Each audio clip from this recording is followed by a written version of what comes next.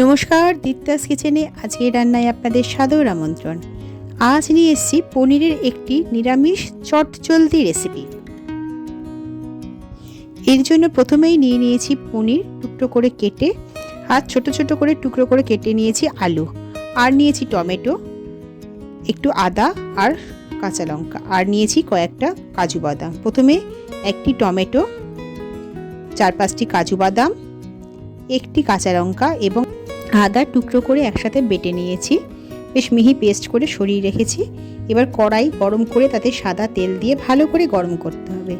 এরপরে একে একে পনিরের টুকরোগুলো এতে দিয়ে দুপাশ একটু লালচে করে ভেজে নিতে হবে। মাঝারি আঁচে পনিরটা 2 থেকে 3 মিনিট হালকা হাতে নাড়াচাড়া করলেই পনির লালচে হয়ে যাবে এবং এরপরে এগুলোকে আস্তে আস্তে তুলে নিতে হবে।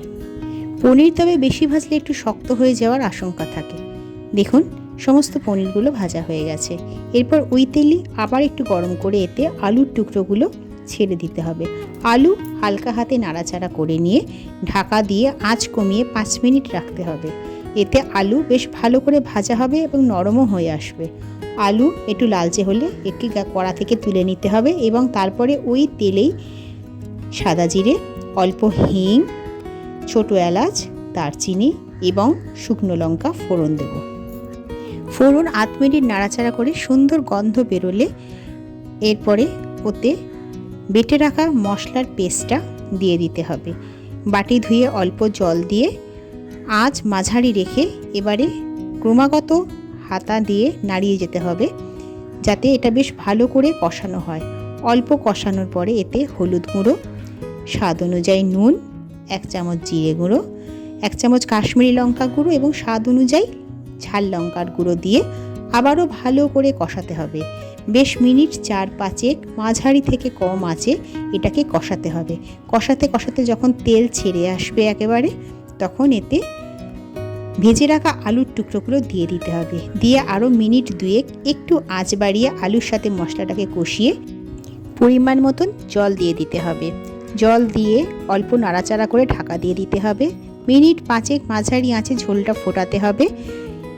এইভাবে সমস্ত আলুগুলো সেদ্ধ হয়ে যাবে। এরপর ঢাকা খুলে স্বাদ অনুযায়ী চিনি দিতে হবে। পনিরের তরকারি একটু মিষ্টি হয়, তাই অবশ্যই মিষ্টি দেবেন।